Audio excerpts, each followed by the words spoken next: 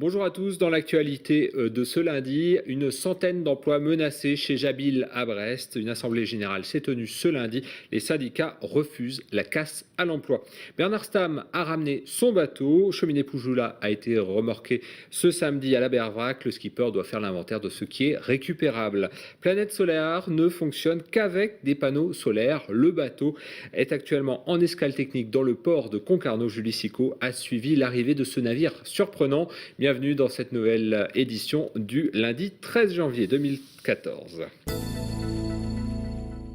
Et on commence par 97, c'est notre chiffre du jour. 97 licenciements sont prévus dans l'entreprise Jabil, installée à Brest et spécialisée dans les composants électroniques. Ce lundi matin, une assemblée générale a eu lieu au sein de l'entreprise. Les syndicats veulent limiter le nombre de ces suppressions d'emplois. Le projet de la direction est de ne conserver que 84 postes au plus fort de son activité. Ce site, anciennement Alcatel-Lucent, comptait près d'1 millier d'emplois.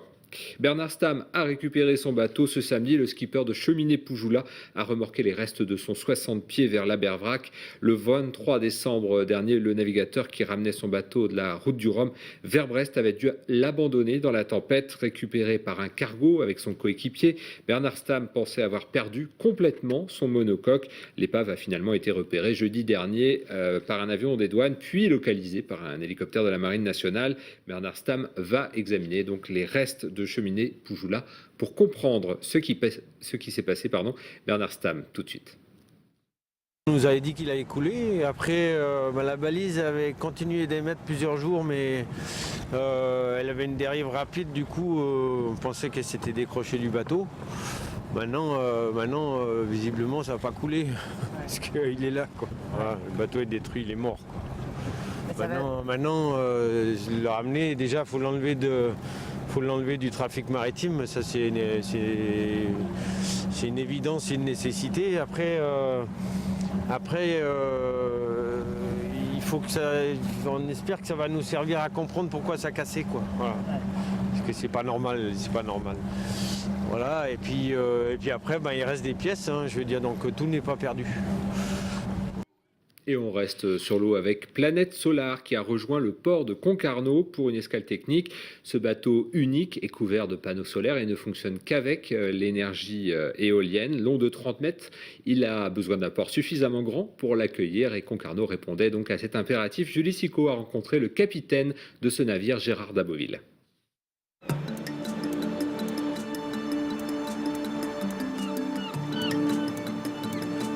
Un bateau blanc recouvert de panneaux solaires dans le port de Concarneau.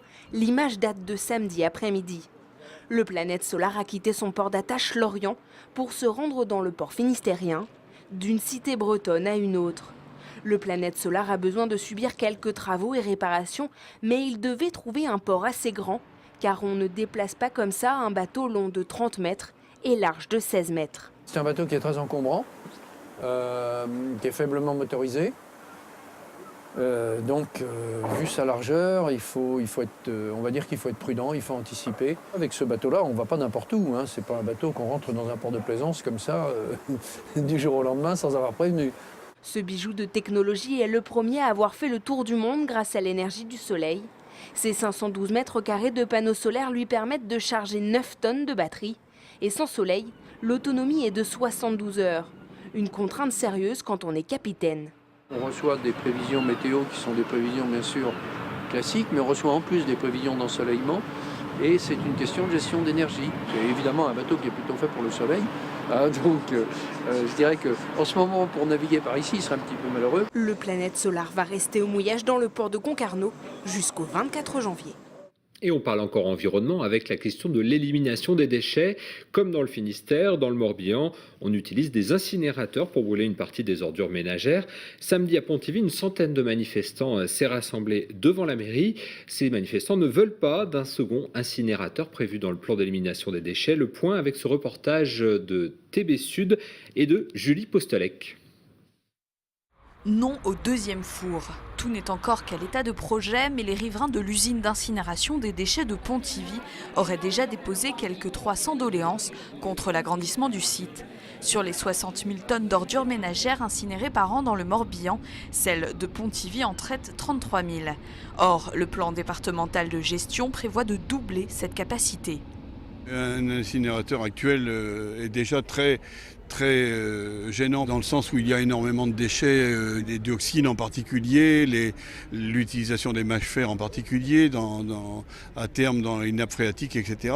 Selon les chiffres publiés sur le site de l'usine, la pollution générée serait largement en dessous des limites européennes. L'autre crainte pour les riverains, c'est de voir le traitement des ordures du Morbihan se concentrer à Pontivy. Le plan de prévention et de gestion vise à diminuer la quantité d'ordures ménagères collectées dans le Morbihan. Et à Pontivy, il est prévu dans ce plan de doubler la capacité de l'usine d'incinération. C'est ce que les gens ne comprennent pas. Si le plan vise à diminuer de 42 kg par habitant et par an le poids des déchets, il y aura une augmentation de la population de 14% d'ici à 2025, selon le Conseil général. Plus d'habitants, donc plus d'ordures. Le plan de gestion des déchets est pour l'instant soumis à concertation publique jusqu'au 17 janvier. Les commissaires enquêteurs devront ensuite rendre un avis favorable ou défavorable à ce plan le 17 février prochain. Ce sont les nouveautés traditionnelles du début d'année, les hausses de TVA depuis le 1er janvier. Les hausses concernent l'alcool, le tabac, l'énergie et aussi un quart des services comme l'hôtellerie-restauration. En 5 ans, c'est la 4e hausse successive dans ce secteur d'activité.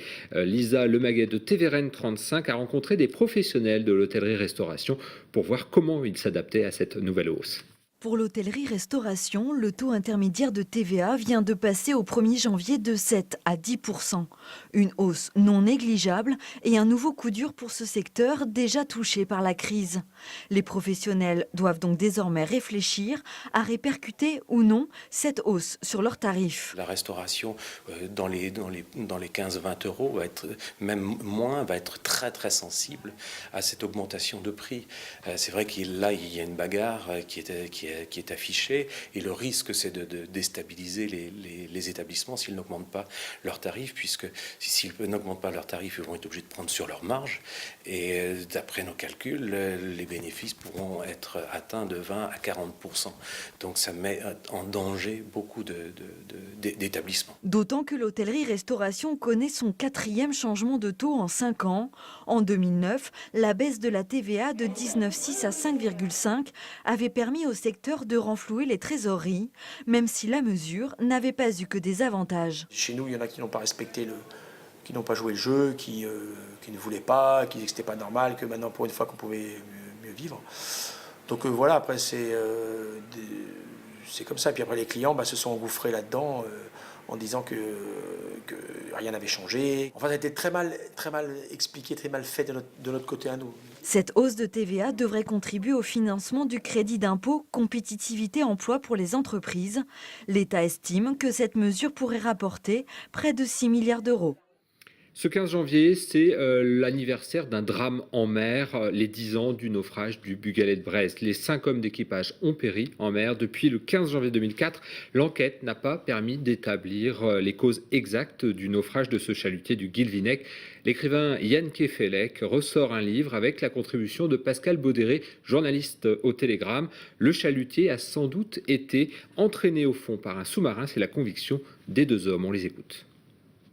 L'affaire du Bugalet a été magnifiquement couverte, comme on dit, par les journalistes dans un premier temps. Et puis à un moment, le dossier s'est un peu essoufflé. Donc moi, je suis arrivé avec ma parole d'écrivain. Et il semblerait que ça ait relancé l'intérêt du public pour le Bugalet de Brest et même l'intérêt de la justice. Donc maintenant, c'est l'anniversaire de la disparition du Bugalet de Brest. Je m'appuie, ou plutôt je complète mon livre avec la parole d'un journaliste qui m'a vivement intéressé pendant 10 ans, donc Pascal Baudéré.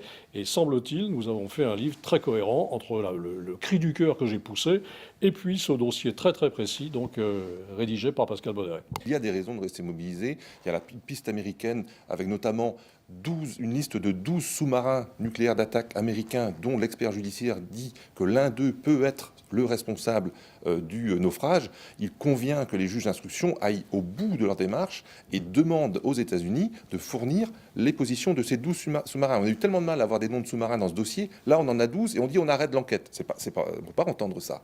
Yann Kefelec qui en appelle d'ailleurs au président François Hollande pour que les États-Unis fournissent la liste de ces sous-marins. Et puis Pascal Baudéré, donc avec l'écrivain, à retrouver dans une émission spéciale présentée par Olivier Clèche à partir de ce soir 19h30 et rediffusion 22h30. Merci d'avoir suivi ce JT. On se retrouve demain, nous, à 18h30 pour un nouveau point sur l'information locale et régionale. Bonne soirée et à demain.